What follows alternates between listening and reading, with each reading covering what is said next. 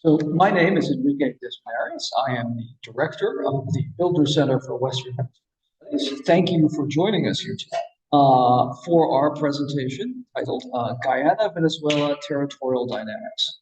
We have the great privilege tonight of having Ivelaw Lloyd Griffith, a PhD from the CUNY Graduate Center, and a former august member of an administrator of our university. He is currently a senior associate at the Center for Strategic International Studies and a fellow with the Caribbean Policy Consortium and Global Americans. He introduced the concept of geonarcotics in the early 1990s, exploring the intricate relationship between drugs, geography, power, and politics.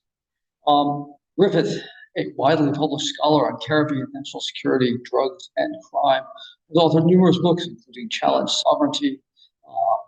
He has an upcoming book entitled Oil and Climate Change in the Guyana-Suriname Petropower Basin, which is set to be published with Rutledge this summer. He is the recipient of the Perry Award for Excellence in Security and Defense Education.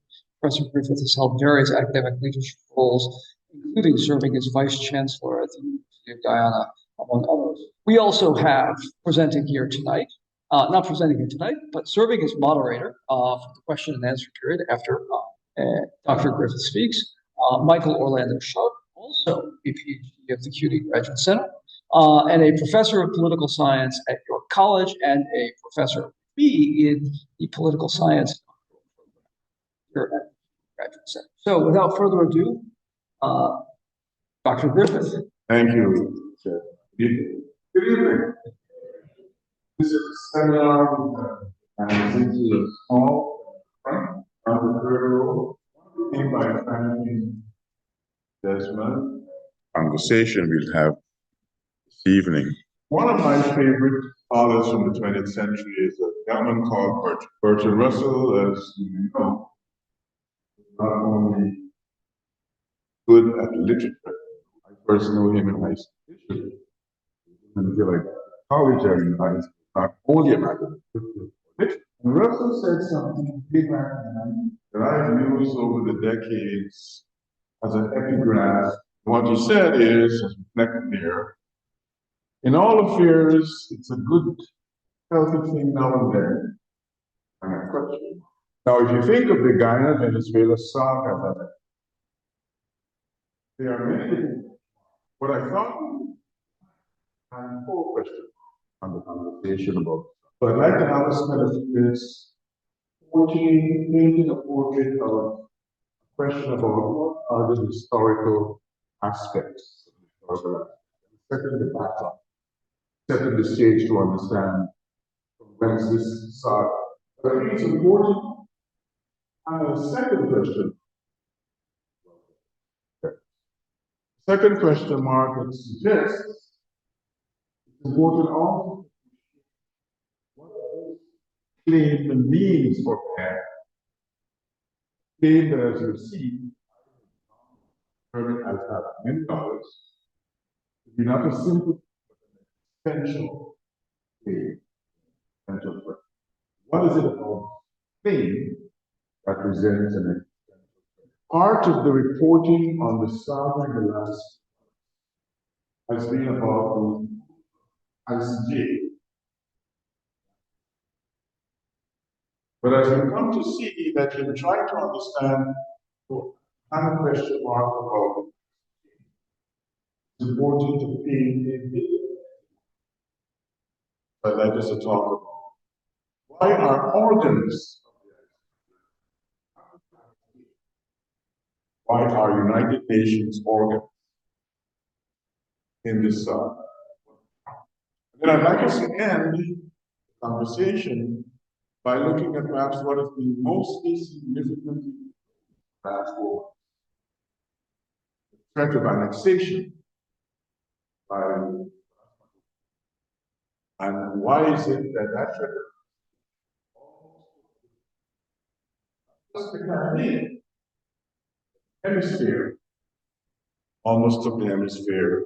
Those are the four question marks I recommend that we hang on the conversation tonight, trying to understand this.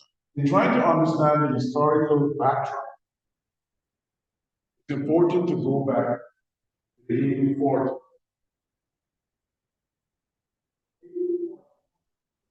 Important milestone. That is the year when the formally began with the protests by Caracas, British. Now, because when the British took territory from Dutch after the British did not really define territory. And so as part of the British second definition by the German, very distinguished surveyor, back then used naturalist. German guy called Robert Schomburg. Said to Schomburg, go to the South American, tell us what Schomburg did a survey, and he what became known as the Schomburg line. Here is where the British is. Here is where, as you might well imagine, Venezuelans were not happy with that. And so their disinclination to accept Schomburg's proposition led to a dispute formally entered into by the Venezuelans, dispute that was ratcheted up to a formal protest. Venezuelans laid several protests. A significant one was in 1876. Actually broke diplomatic relations, part of the protest. And as part of the pre-existing Monroe Doctrine, which we'll come back to talk a little about in a minute, they looked to the United States. Venezuela looked to the United States for protection, for assistance, for Venezuela to help, for the United States to help champion the cause. British said to the United States, yes, and you don't have any obligation to abide by the Monroe Doctrine. You can understand how the United States were angered by Britain telling them this Monroe Doctrine thing really doesn't wash it for us, doesn't count. And so there were lots of anxieties created in the United States, the resistance the United States was getting from Britain, virtually trying to repudiate the Monroe Doctrine to the point where Congress, at the instance of President Grover Cleveland, passed legislation creating a boundary commission,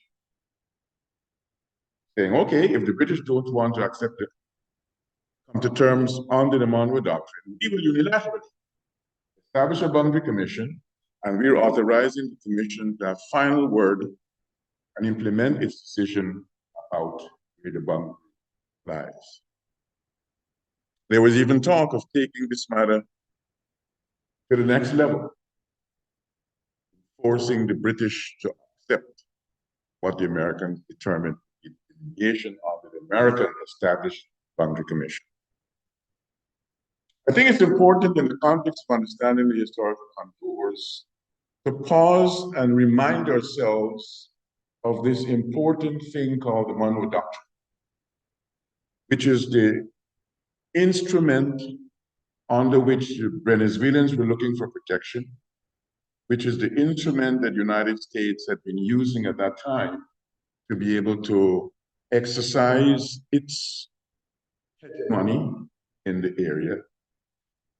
And what the Monroe Doctrine established, and remember that there was a time in the United States where, as mandated by the Constitution, presidents were supposed to report to the nation, State of the Union. It was not until 1913 that States of the Union became president going to Congress to speak. Before that, it was a letter, message. In the message of 1823 that President James Monroe sent, he enunciated what became known as the Monroe Doctrine. Monroe Doctrine said essentially, we, the United States, will not entertain any British or Dutch or French or Spanish or other European exercising colonial pursuits any further. We will not entertain these European colonial pursuits undo the independence established in South America and Central America later on. In other words, the United States was laying down a red line about its hegemony in the Americas. The Monroe Doctrine is an important part. It was the Monroe Doctrine and American hegemonic pursuits that allowed the British to come to the table and sign a treaty in 1897, a treaty that said, okay, we're going to meet with the Venezuelans, we're going to establish a basis to determine officially where the boundaries are. We'll do that in the context of a tribunal. So the Washington Treaty established the legitimacy of this tribunal, and whatever the tribunal determined will be the full and final settlement of this dispute. Article 13 of the Washington Treaty clearly states what will be the determinative nature of this tribunal. You get a sense of the significance of the Monroe Doctrine and Venezuelan acceptance of American protection. If you look at who constituted the tribunal, what the Washington Treaty said is that there should be 5 arbiters in this tribunal. 2 from the United States, 2 from Venezuela. United States of Venezuela was called officially. 2 from Britain, and 1 independent selected by the 4. These are the 2 British jurists, members of the tribunal. But look at who were the 2 Venezuelans. The Venezuelans felt so comfortable with American protection under the Monroe Doctrine. They said, we leave it up to you, United States, to pick one of the 2. And then we let the court, America's highest court, take the other one. So, again, recalling what American judicial history was about, there was a time when the justices of the United States did much more than simply adjudicate causes. They did a lot of international arbitration work, made a lot of money doing things. So Justice Melville Fuller, Chief Justice of the United States at the time, was one of the 2 Venezuelan arbitration panel members. David Brewer was selected by the court to be the second. These were the 2 Venezuelans. Venezuela didn't pick any Venezuelan. They allowed the United States to identify 2 people to protect, to represent them in arbitration. Again, recalling what the nature of the world's geography and geopolitics was at the time, the 4 gentlemen who sat, 2 representing Britain, 2 representing Venezuela, identified a Russian distinguished judicial scholar, a gentleman called Frederic de Martens. And they accepted that de Martens will be the chairman of the panel. Not going to spend time elaborating on what Venezuela's argument was, but Venezuela laid out its argument. Britain laid out its argument. And the arbitration panel met in Paris to do its work. They were shuttling between the United States and Paris and London. And in October of 1999, 2 years after the treaty was established, the Washington Treaty outlining what would be the terms of engagement, the panel made its disposition of its outcome, its work. The panel said that here is where the line should be in the context of the demarcation, the delineation by the arbitration panel. Britain received about 45,000 square miles of the disputed territory. Venezuela received about 5,000 square miles, but significantly control of the Orinoco River. That was important strategically and economically to the Venezuela.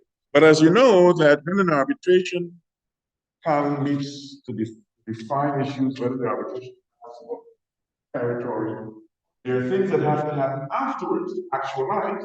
And so there were a number of subsequent things that happened Anglo-Venezuelan Joint Commission actually went to in South America in 1905 and demarcated around later on, 1831, further action. 1831 action is significant because we know from that part in the geography of South America, there are places where Guyana, Venezuela, and Brazil, 1831 was quite important in creating 1931. There's the Tuesday senior moment.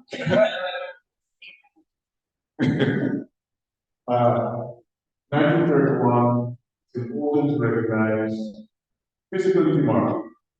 Markers did all the things all based on the 1899 arbitral award of Paris. Now we're moving quickly from the first question mark to the second question mark. But before we get to the second question mark, it's important to pause and share something that happened in the 1940s that created a little wrinkle flying in this saga. There's a long list of and ordered by Curtis Moderator in existence around some time. A member of a firm that was hired by Venezuela called Territorial. Go was a junior partner on the Venezuelan side, hired by Venezuela.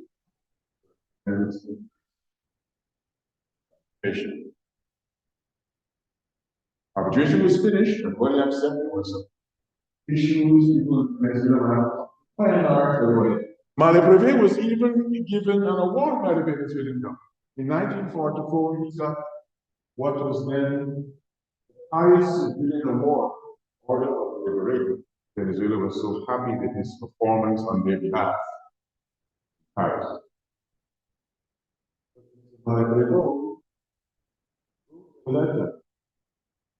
And he said, not over.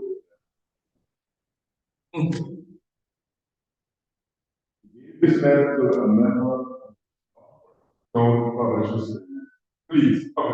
And so if you go to the American Journal of International Law, 1940,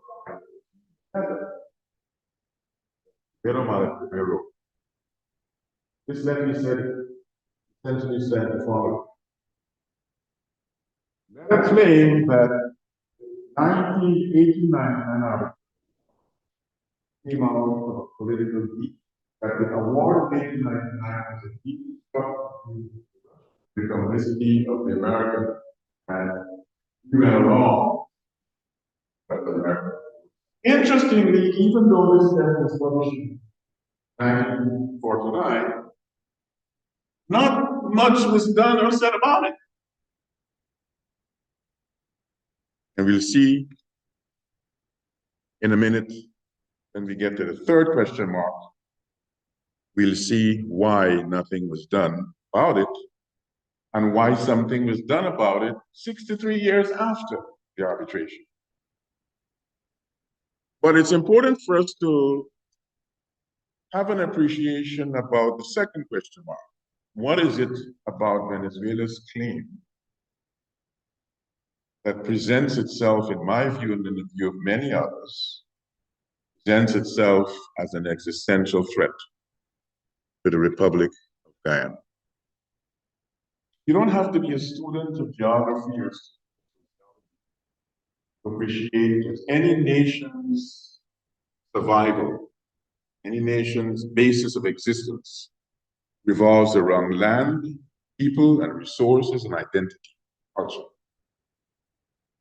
And I think it's important to pause for just a minute or two on a few of these, what I call important factors of nationhood.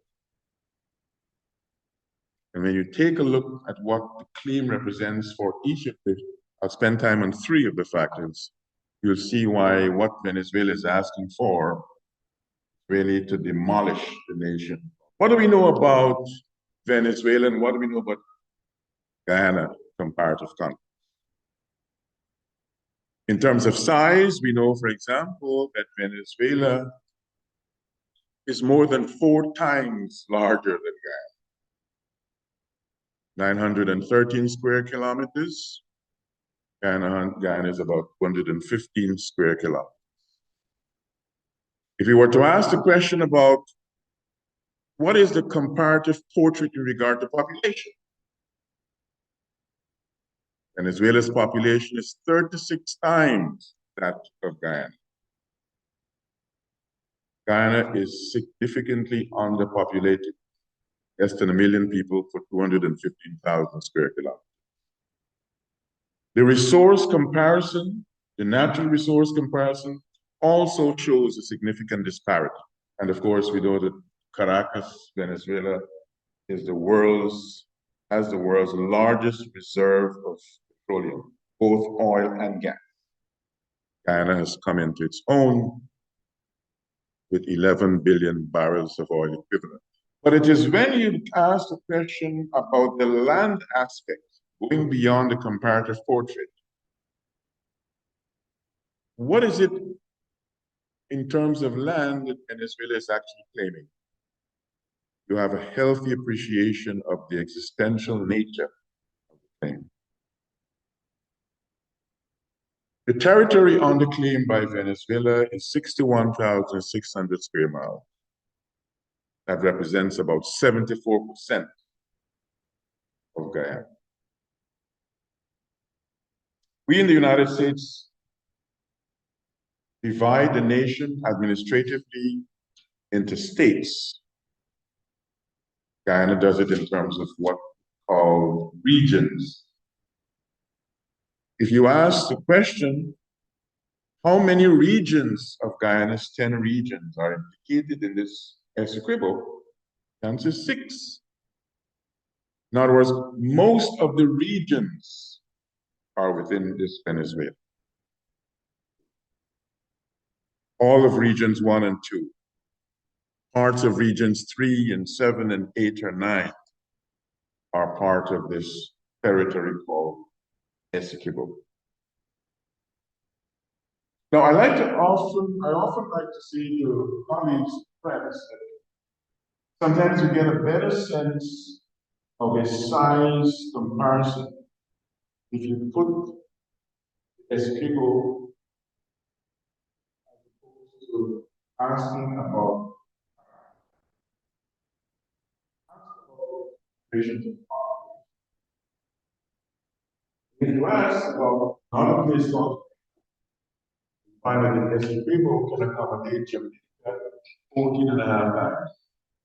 Ireland, Jamaica, Venezuela, 14 and a half times. Of England can fit into Venezuela and some left over. That's the Scotland.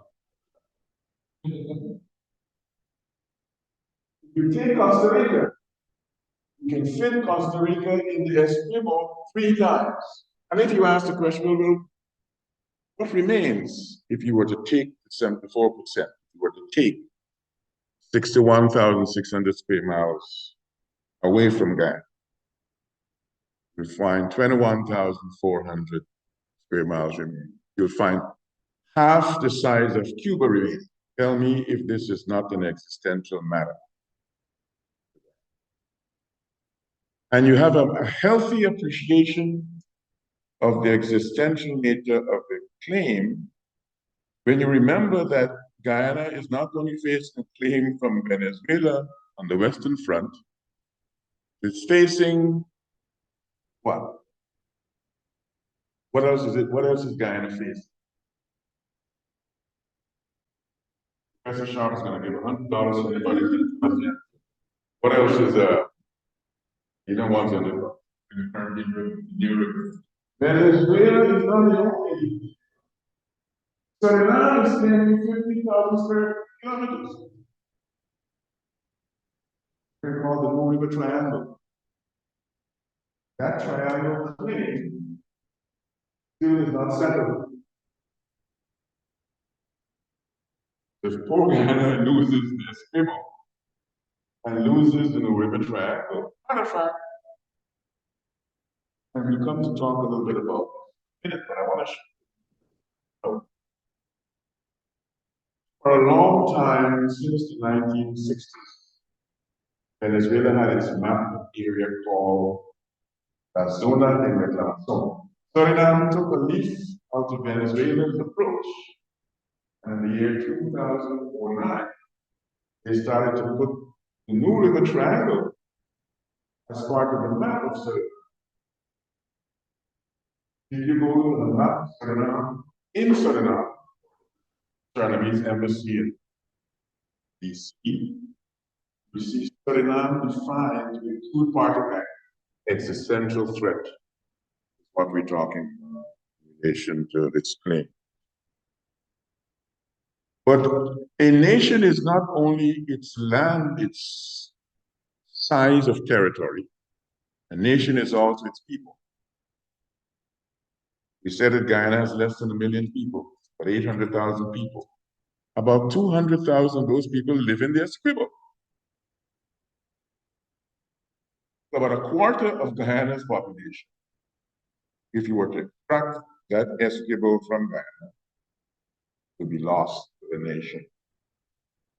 And I mention here some specific aspects of those people that are important to any nation. It's First Peoples. Guyana has, like several First Peoples groups. There are 9 First Peoples groups in Guyana. Most of them are in the Esquimalt. They have their own language, their own culture. One of the points of pride led me to raise goosebumps on my skin. When I was sitting in an audience in a part of Guyana that is bordering Brazil, the CUNY, listening to the national anthem of Guyana sung in the native language of one of those peoples, the Wapishana. These young people were singing the national anthem of Guyana in English and in their own native language. Sharpe. So if you talk of the existential nature of the threat, it's not only land, it's population, it's people. But hear this, that Esquimalt territory constitutes the single largest resource-rich territory of Guyana. Rich agricultural lands are in it. Gold, the bauxite, diamonds are in the Esquimalt. Manganese is in this. Uranium is. I did a study a couple of years ago, and I explained not only the uranium deposits in Venezuela,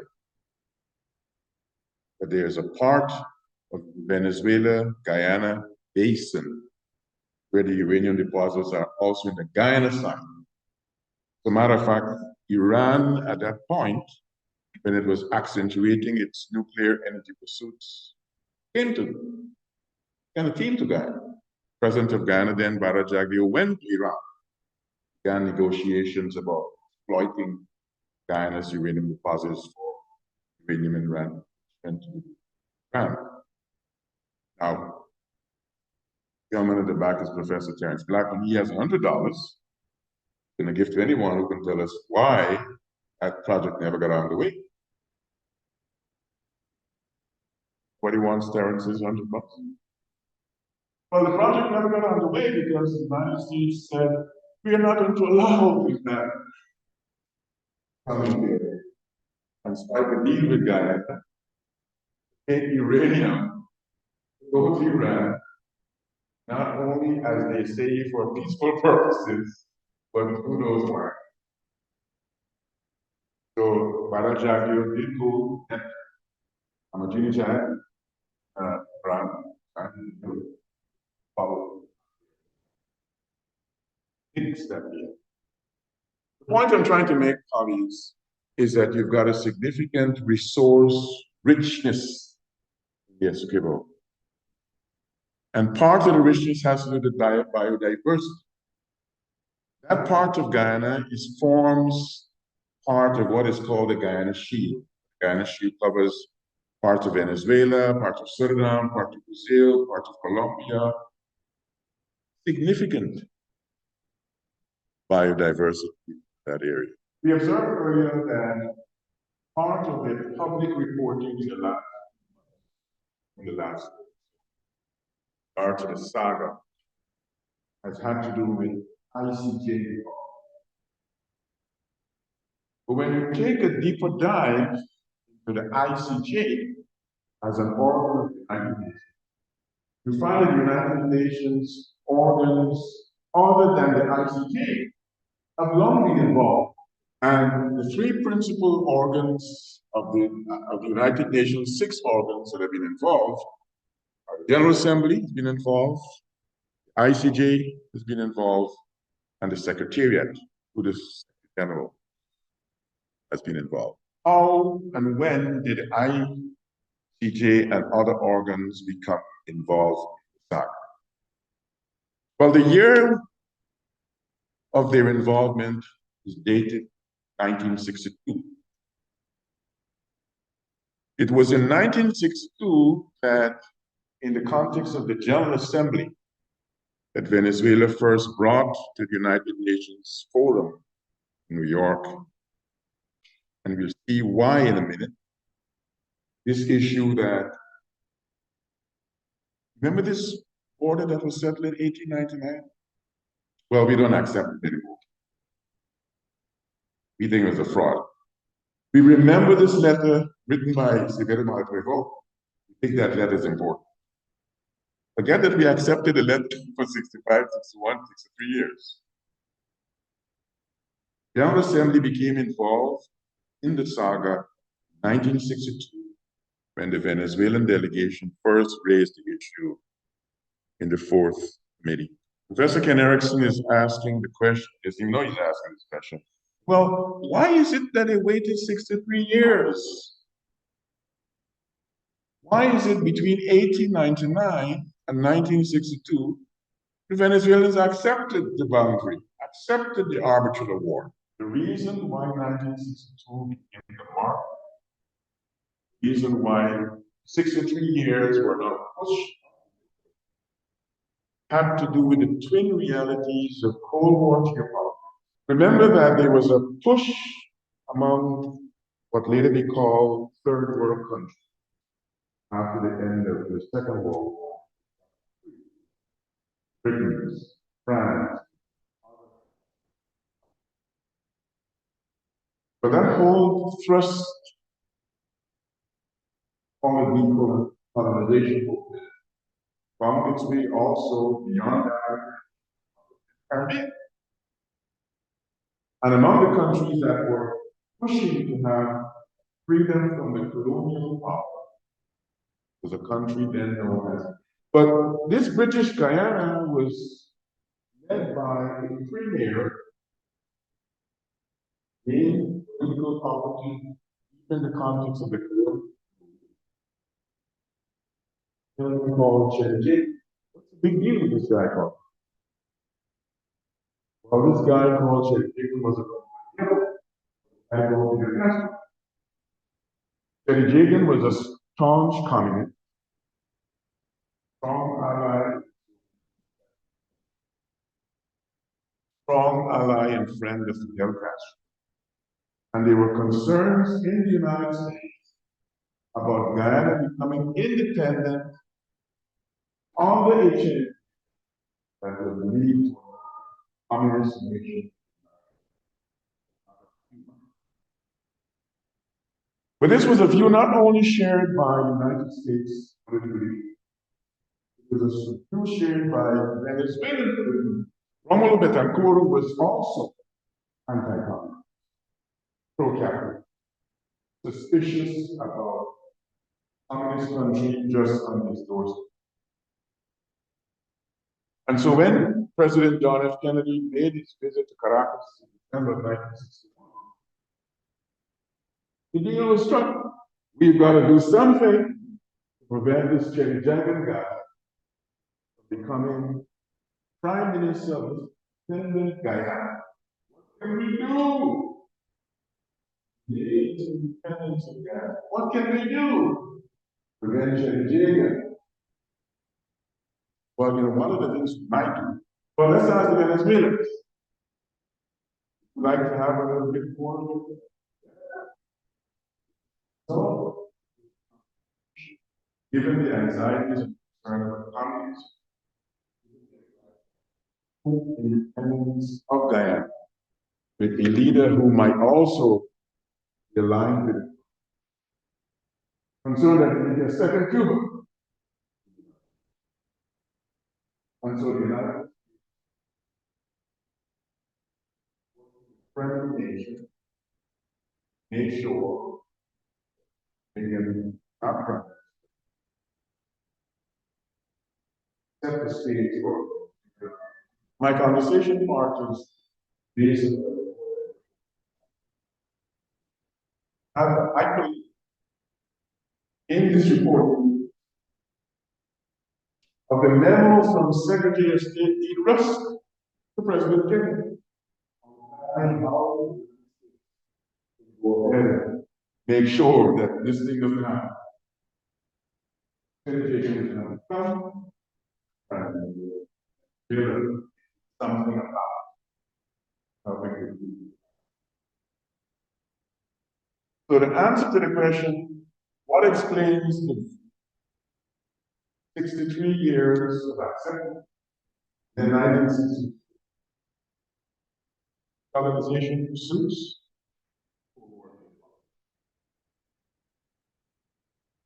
After the Venezuelans raised the issue in the General Assembly, a whole series of actions were started. Set up working groups, go look at the documents in London, go look at the documents in Caracas. Didn't find anything of credence. They figure out, look, we got to do something beyond the working groups that were established. Why don't we set up a basis for continuing this pursuit of a resolution? Why don't we sign an agreement? Geneva Agreement was signed, allowing for further pursuit of a resolution of the dispute after Venezuela raised the matter in 1962.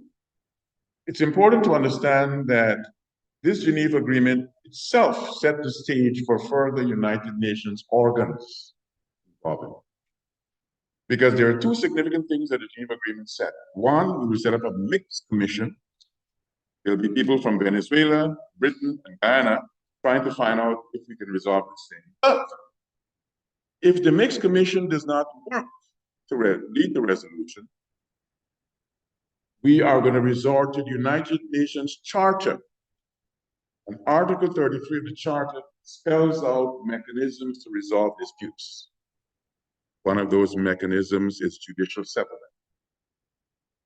And so the failure of the mixed commission under the Geneva Agreement set the stage for further enveloping the United Nations system in the pursuit of some resolution of some kind. The mixed commission failed. The matter was floundering. And so in 1970, another Caribbean leader, Dr. Eric Williams, was prime minister. And that itself has been the recipient of names of its territorial government. Some of you may know that Eric Williams was not only its longest serving president. In a special conference, well research job, laid out basis for aiming that Venezuela has when what you know not only of Venezuela's country. He said, why don't I serve with this? Why don't I try to get put this matter ice? That's 12 years back off, accentuate the possible. And then at the end of the 12 years, one of two things. Renew or go back to the Geneva Agreement, which triggered our end of the 12-year moratorium Venezuela is having to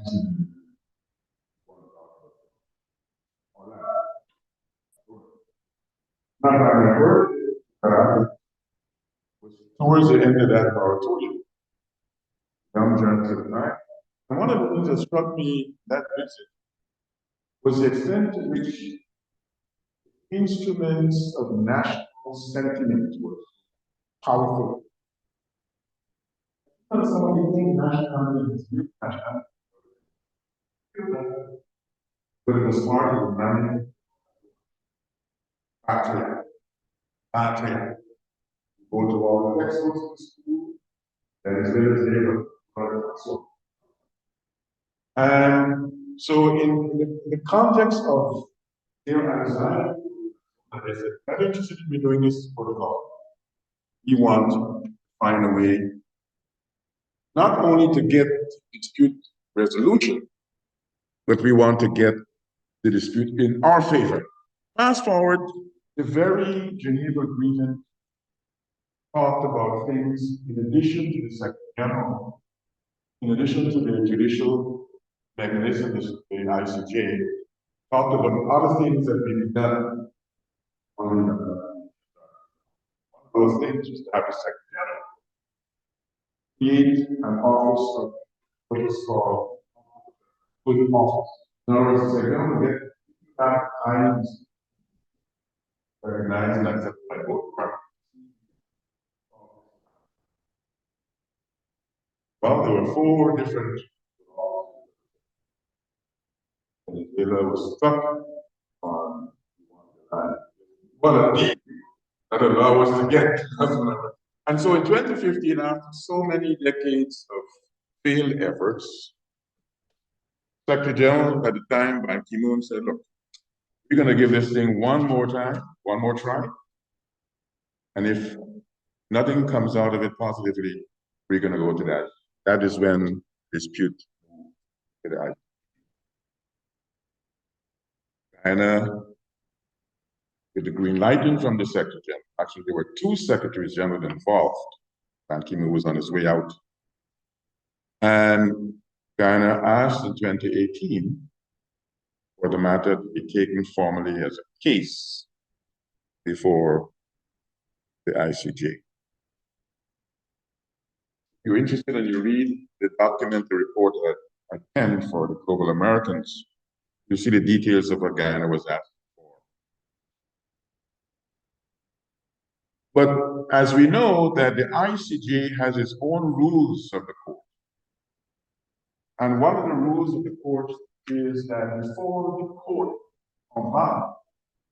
can act on a request, the court has to act itself, have the jurisdiction. And so the court, acting in accordance with its own rules, had to decide whether or not it has jurisdiction in this matter. And so, yes, the court took almost a year and a half.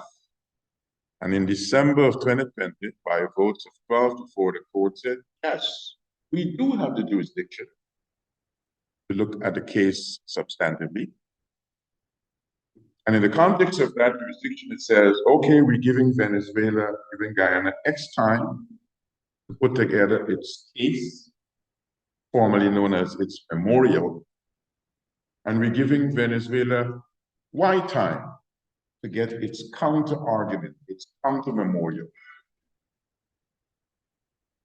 Guyana went ahead and presented its memorial. The very rules of the court had a provision for something that Venezuela decided to act on. The rules of the court says that a party to this an objection. So rather than presenting its counter-memorial to the court, Venezuela triggered the preliminary objections clause.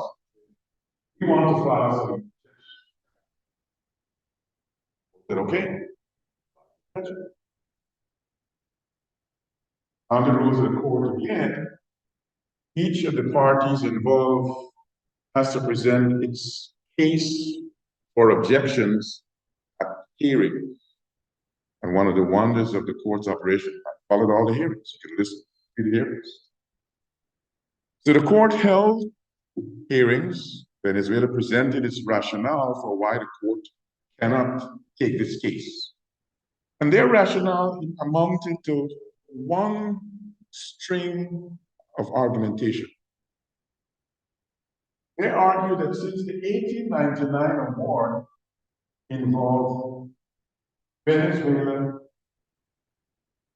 United Kingdom, and subsequently Guyana, the court cannot proceed in a case involving simply Guyana and Venezuela. It has to stop this case and bring it down. The court said, your objections are without merit. Here's the reason why. It's wonderful if you read the decision of the courts, they're all there. The court said, when you signed the Geneva Agreement in 1966, you acknowledged that Venezuela and Guyana will be the parties once Guyana becomes independent. You were acknowledging that Britain will not have anything to do with the party once Guyana becomes independent. So you can't come back now, having signed this deal in 1966, and say, well, we want Britain to be in this thing. Britain said they don't want anything to do with it. They're giving this matter over to Guyana. You agreed when you signed this agreement in 1966. So your preliminary objections are rejected. And so they set a new timeline. A new timeline for Venezuela to present its counter memorial. Interestingly, Venezuela has for long been saying that we don't accept the jurisdiction of the ICJ, but they've been abiding by all the rules of the ICJ. We're not going to listen to what they say, but we're not. They're kind of playing both sides of it. So Venezuela has until March 8th of this year to present its case, its counter memorial. And we expect that within the next 2 years, by March of 2026, final decision would be rendered. So we come to the final question. Final question being, what are the annexation dynamics the last few months that almost took the region, not just the Caribbean, not just North and South America, but beyond to the brink of war? I think that question requires us to ask or to acknowledge what I call the importance of a number of stage setting. The brink of war came out of a number of developments that set the stage for the referendum. Painful, icon, highest manifestation of the intent. An important stage setting development occurred in September 19, when following Guyana's award, oil blocks, national oil, Venezuela brought us. Guyanese did their proceeding. Federal Commission, this oil is in our territory, in La Zona Reclamación. We reject all taking your permission, what it's called, becoming a. And then shortly afterwards, on the 21st of the same September, the National Assembly passed a resolution saying that we just want nationals and international folks to know we plan to have a referendum. We want to get the people of Venezuela to have a view on this matter. To be consultative, definitive, consulting. You have to abide. And then, on the 23rd of October, they announced the date of this referendum. These are setting the stage. Hear ye, hear ye, hear ye. December the 3rd shall be the date that The people of Venezuela have said Guyana could not just so Guyana accessed the very court to find for ordinary nations.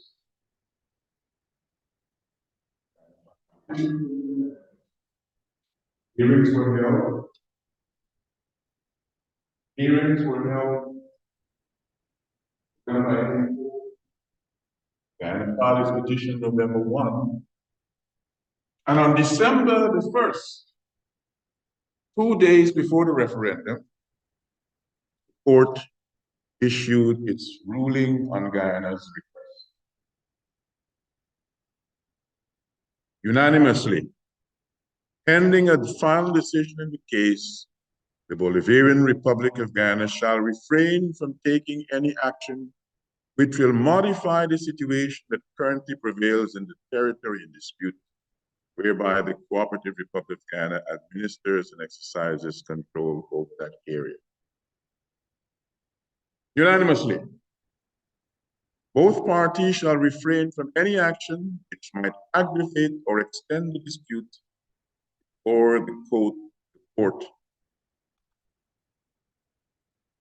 or make it more difficult for the court.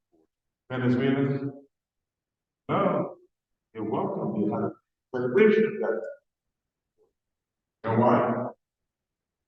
Because that's why I went to celebrate that.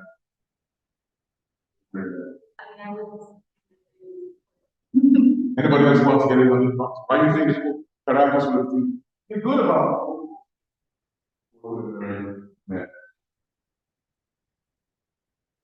Well, they took comfort in not what they took comfort in what did not say it.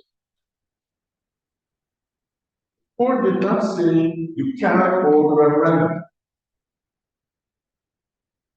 The court would be violating its own rules by telling an administrative director, saying to you, you can't upset the status quo.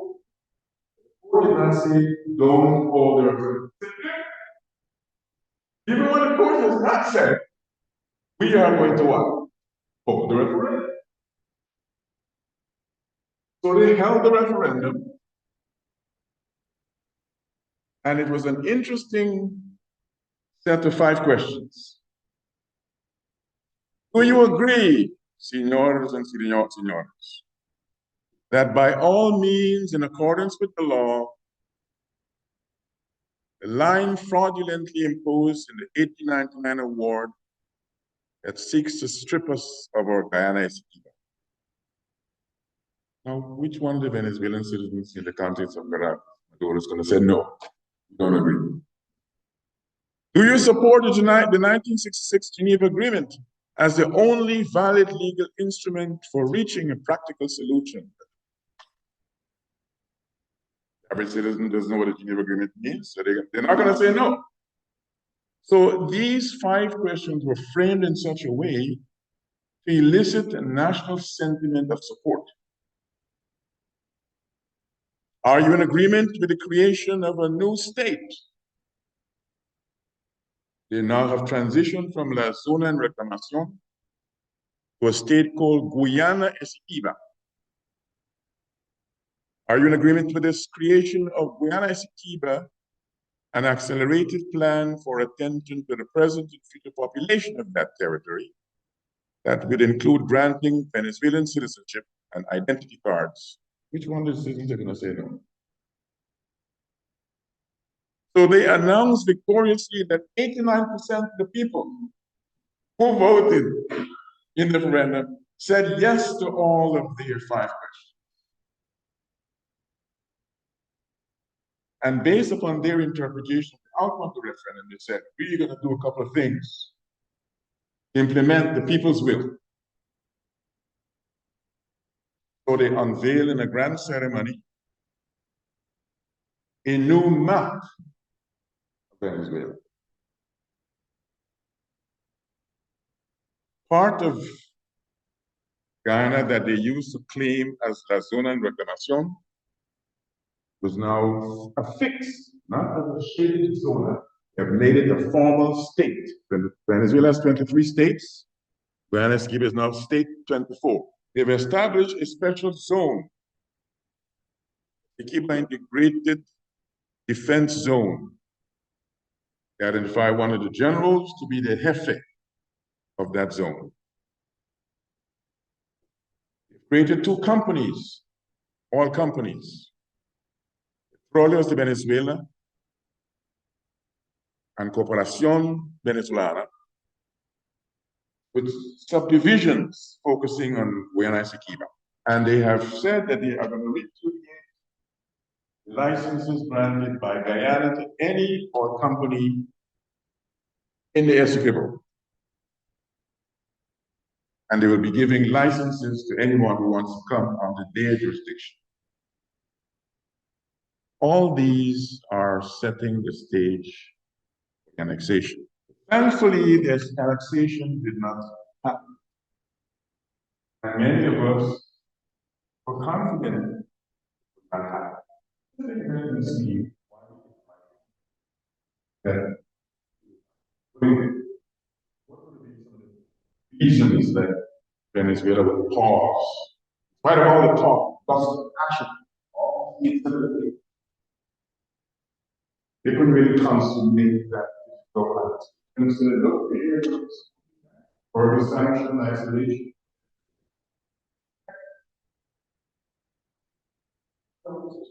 American opposition. One of the things about American support on that, you know, you hear the conversation all the time about NATO. There is a similar provision in this form that increases when taking out this point. It provides automatic measures that having all armed forces.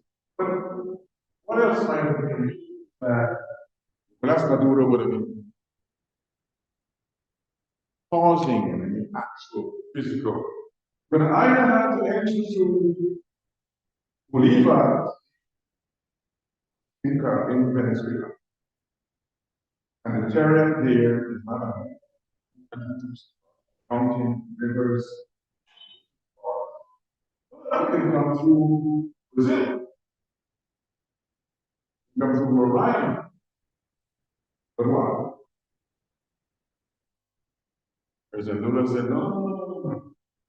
You're not friends, but Brazil not only said no, they sent more troops to Orion State. Well, Maduro did not want to make that physical.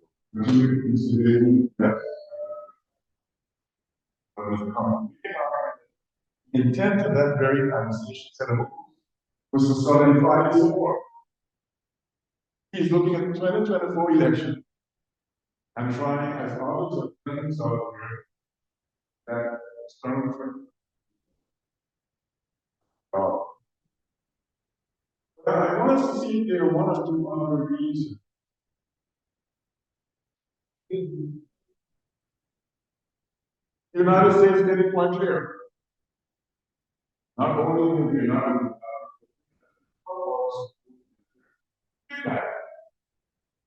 Guyana's military style for United States. It accentuate Southern Command and East. Generals like Pompeo went down, signaling politically, militarily, that we are not favor. You know, the irony of what such United States at that time, Venezuelans were good guys.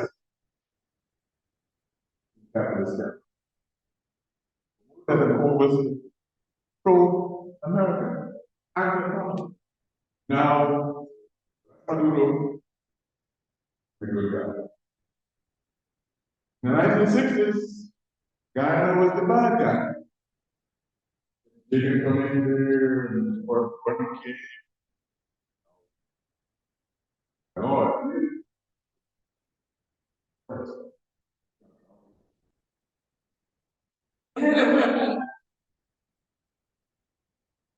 so for a variety of reasons, Maduro has not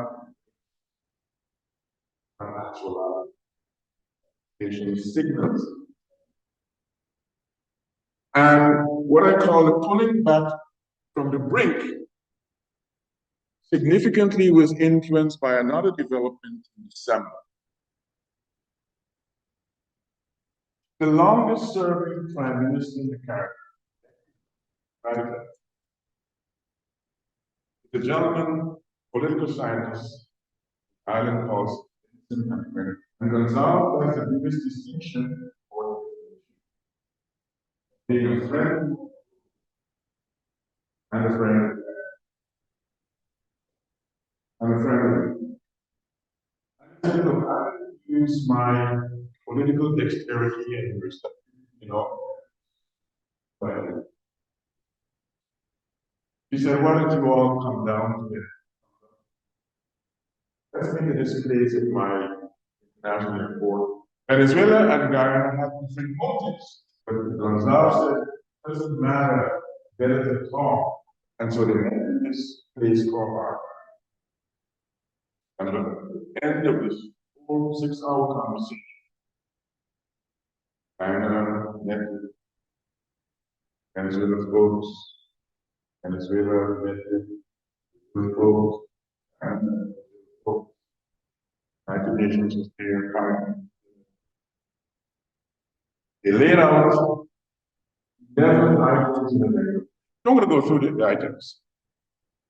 But the ultimate outcome was the lowering of the decibel anxiety, reducing the tension. Outcome was significantly that although the declaration said both Guyana and Venezuela agreed not to be aggressive, the aggression is really coming from one side. Guyana didn't have the capacity or intent to be aggressive. But at least as a result of December 7, the brink of war was pulled back from. But I did an analysis of the declaration of the study. There's some troubling elements out there.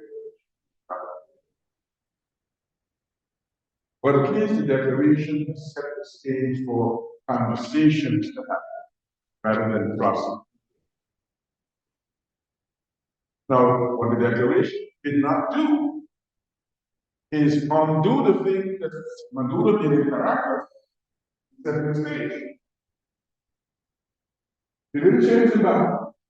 Matter of fact, Nicolas Maduro flew in jet and the very day of the declaration,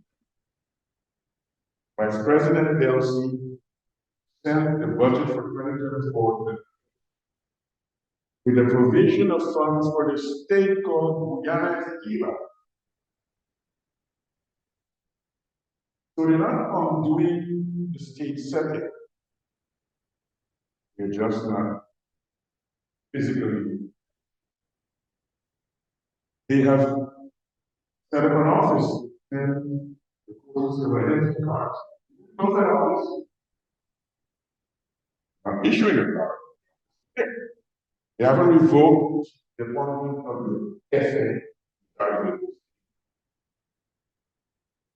But at least, not in the physical. And so I'm hoping that now that we've come to this part of the conversation's end, I will have enabled us to have a better idea of what are some responses to the prayer. One being what is in the historical. Why is it that the context of the claim by Venezuela is looked at? It's essential. Right. I have an appreciation that it is not only constituted of here, first of all, another even known of 1960s. Another even known by 1960s. Thank you. Right, so we'll just take your questions. Not my brother. Hey!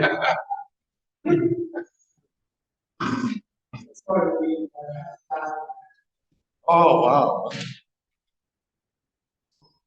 Thank you for that wonderful presentation. You can see that Mr. Griffith is a master teacher, and also one of my mentors. I have my job thanks to him. So this is a really intriguing puzzle to figure out. So let's take some questions and try to take the conversation. I'll speak at one time. But you know, reality of classroom engagement has a question.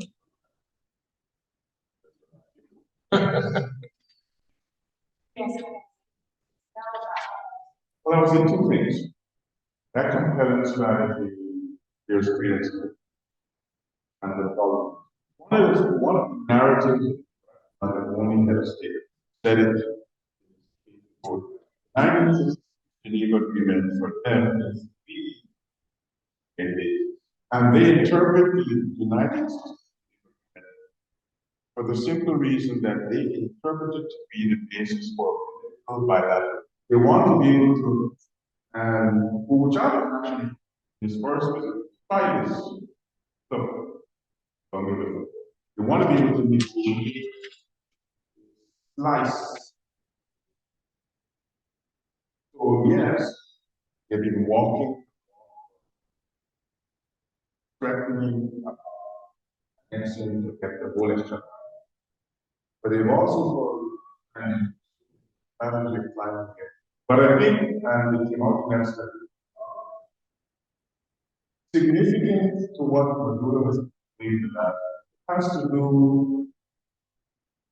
with what political science intermestic, international, domestic. He's playing to a domestic here by the dog. Trying to say, for me. Understand? Not really me, it's us. If you don't be for me, they're gonna take all of our back.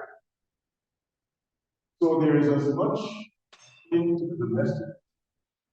And because Maduro is not being the only politician, foreign serious part of I explained how in that domestic aspect, because Maduro has not been the only politician for the 20 elections, he needs some mayor race, and 2024 and 2025 are important legislation. So he looked at not only but for the party, quite right. And yes, the British strategy to fight, get involved in. He want access part of it using the but one of the five questions in the referendum.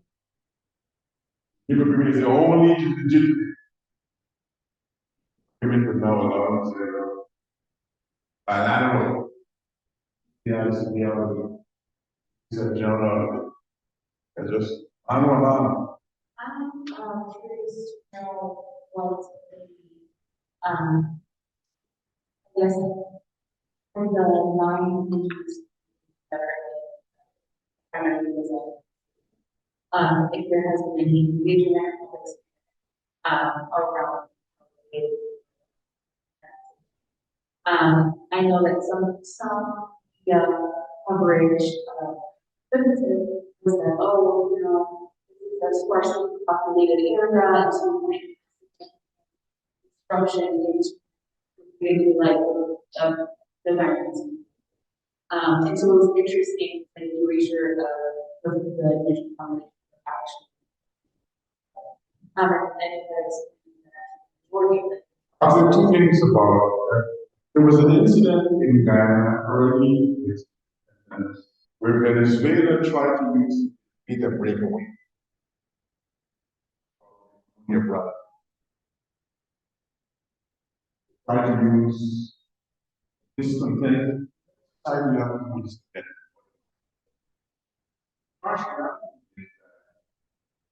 The remoteness of some parts of Ghana as such is on the coast. They don't take care of it. So, what Venezuelans in the 1960s France is trying to prey on that. Thankfully, although the governments since 1960 have done better, thankfully the governments have also kept an eye. So there were two things that one, topics of discontent. But the topics of discontent not significant enough to shift alliance. The reality is, though, beneficial borders be done. Because we say here is Ghana, because it's over here. Our friend is over here. They're not and my first visit for parts of Ghana, friends, over the city. Look, you pay a dollar, and sometimes a year you walk over to the city. Similarly, in certain parts of the walk. So the people who don't see the value, those terms, have family on both sides. So it's a combination of a lot of things, but now another lot of things. One of the points that I raised,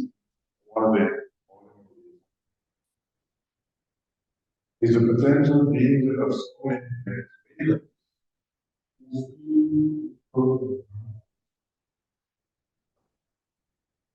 My grandmother did this fault, and there's an alliance that we can utilize as a danger. But I think the long narrative, and it just doesn't get that.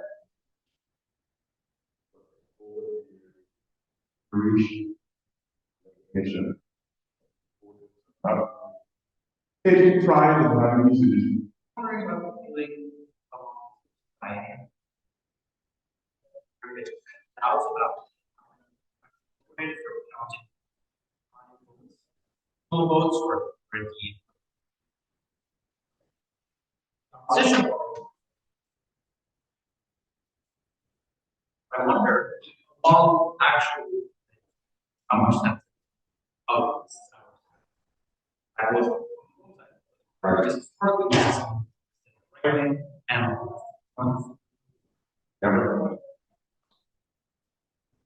What is it that Mark Twain once said?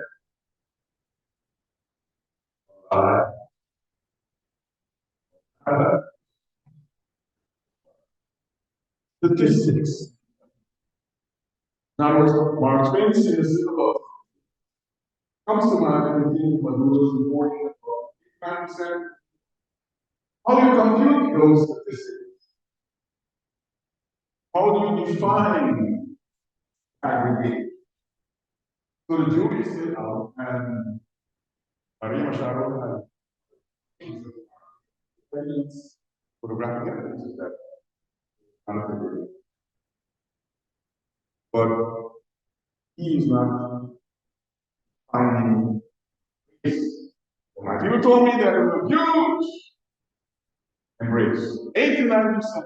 I'm going to tell you how there's a lot of questionable reliance, termination. I say three, part of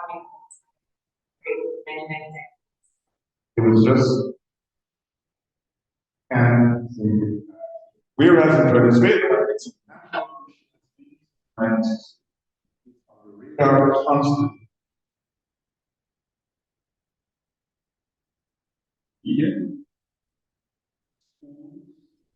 the educational project. This is a land in here is British. British letter. And so, that's the general population. Works in the history. So they were not consistent. The point one is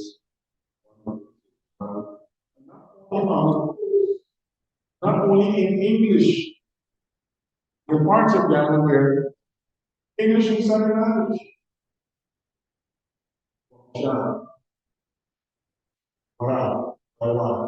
All those 11 languages.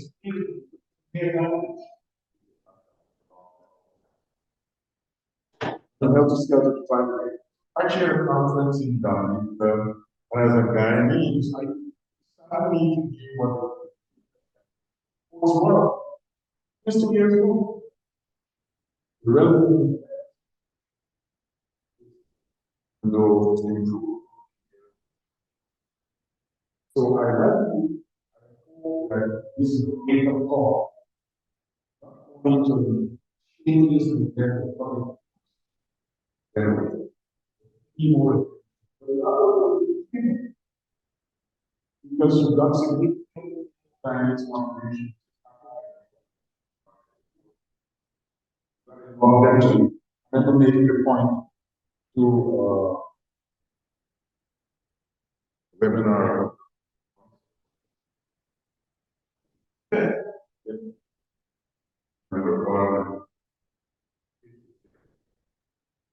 You put a whole high school class, you can't discuss it because it's not being part of the conversation. I shared argument for research. I agree with President. I'm having a session with diplomats. It's pulling teeth to have diplomats have a conversation about Guyana's territorial disputes. So if the diplomats are faith, doesn't become actually something is just yes, how to read the grass. That's fair enough. In Caracas, in Bolivia, they're the national. They hack Guyanese websites. Guyanese national. They hack the websites 20, 40 hours ago. It was ours. It was ours. It was 2 days before we came on the web. So there are a number of things that they've been doing. Action, this, or right.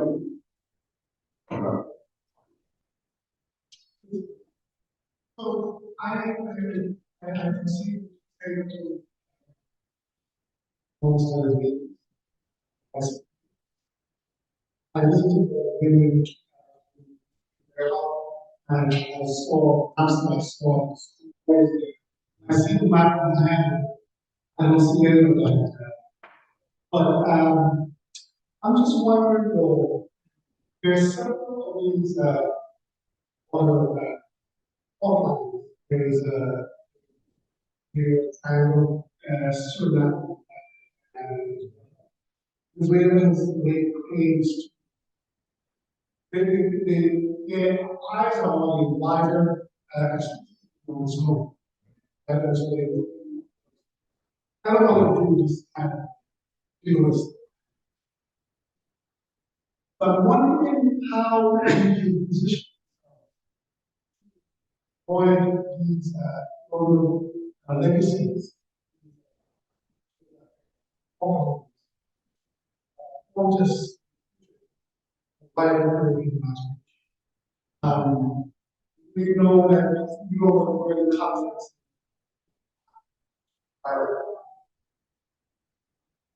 on these both sides. Because there's A and B and then was the so we know that it's not natural. We wanted to freeze those ones go through the conflicts. So I'm wondering how in the Caribbean actually something like a resolution to but it's very much maybe kind of as this goes and then come back on to happen, which was move. So I'm saying, you know, how can we say, as we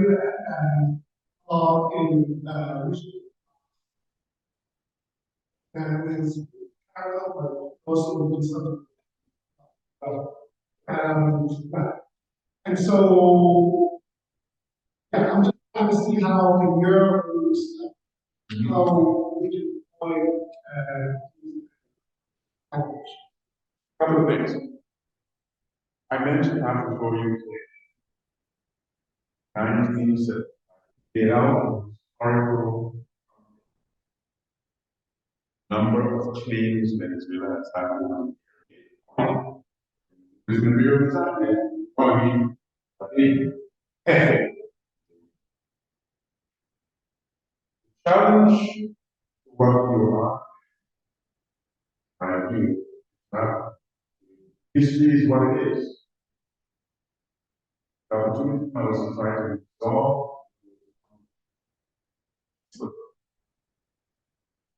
the very thing for the career. It was actually several, but not constantly, since the 1940s. Just around the time when the Germans were taking parts. He was not constantly. And although part of the challenge of spiritual side, and still he's mindful of several of history as the question of Guyana-Venezuela.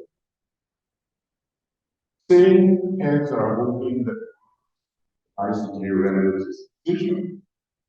The basis for resolving that there's a no on Rumsfeld. Things we don't even know. Things we don't know. No, and unknown unknowns. There's an unknown known regarding the United States. Because who is to say if the court says, okay, and the number one is commit to Venezuela? So I think it's important to resolve. After time to resolve, there are going to be some or some unknowns. Somewhere about it, and maybe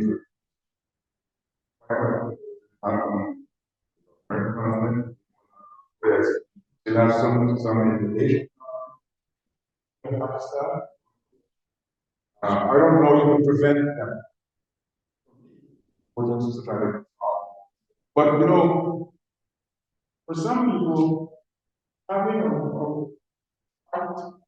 a balance just as important as having a plan. You have a balance to fight, you have a reason to want to have a money and to spend and to bring loyalties.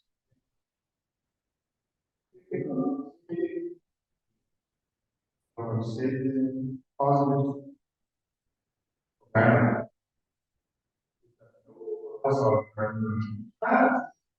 someone who have body issues. Caracas, go ahead. Come and take that. Only Nicaragua said we support Maduro. But here, we talk a little bit about 19 by junction. And as we do, Brazil has a border with every South American country. People changing borders in South America.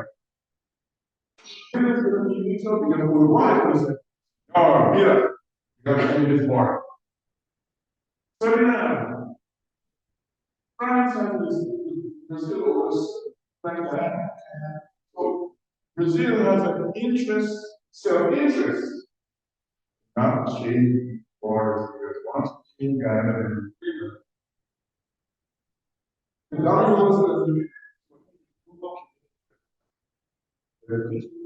one is the government what said. I don't, I don't think you can have.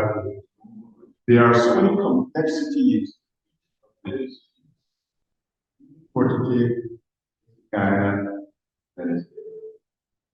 Complexity is not only practical. Complexity is historical interpretation. Complexity is political. I think there are so many complexities wrapped up in each set of disputes that to take this set, put it to the Guyana started out, try to have a not open, good intention, but I almost at the second strand of your the cause for anxiety. What to do with now, the court is not making intention. You will get a signal of what in Venezuela intends when it submits memorial as of March. That will give us a clue as to whether or not they're going to hold this long as would have no prediction, even though they've been using the court's rules, file preliminary objection, respond to preliminary measures, to see. But even if they were to accept in their county memorial, there is no guarantee they would accept the outcome. Now, if there were to be a decision, and says 1899 is arbitral, it makes valid. They recreate that. It takes another situation, another United Nations organ, takes it to another dimension, the global. Because as we know, always that can impose ICJ decisions. And the very still becomes has its complexity. There are these 5 people called big guys, people power. And if you were to cast them out, the current configuration, see Russia allowing anything to go against. Got too many strong oil interests, military interests, uranium interests, Venezuela. I don't see the United States not acting in Guyana's. It's not because it likes Guyana, but because it likes Guyana's forces. And as of now, it is second term. Not very much out of war to win. It might be a certain different circumstance in a year or two. And I don't see China doing anything but abstaining. Because China has interests with oil in Venezuela and in the oil in Guyana. They have significant interest in all sorts of resources that Venezuela has. And they buy and love the skeletons in Guyana. So I think as much as I would like to see macro, and the complexities are such that it I mean, to have a global solution. And within the Caribbean, you may not know. There's a dispute between the United States and the Bahamas over there. There's a dispute between Bahamas, in Haiti, Ghana, and the United States about territory. I read a book, I read a book, 2004. There's a chapter looking at traditional security disputes. You would believe, you would hear about it, but it's not resolved, just there. Nothing is. So, Jamaican, you can have one. You're not making a big IT issue. When you see the chicken It's about 8 o'clock, so I think we're out of time. Professor Aaron? Are we out of time? Oh, okay, all right. So, but let us, thank the president.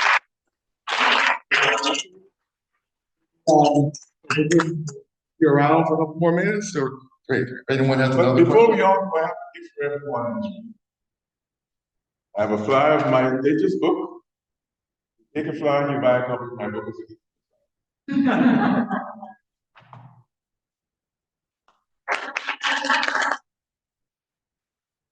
Thank you very much.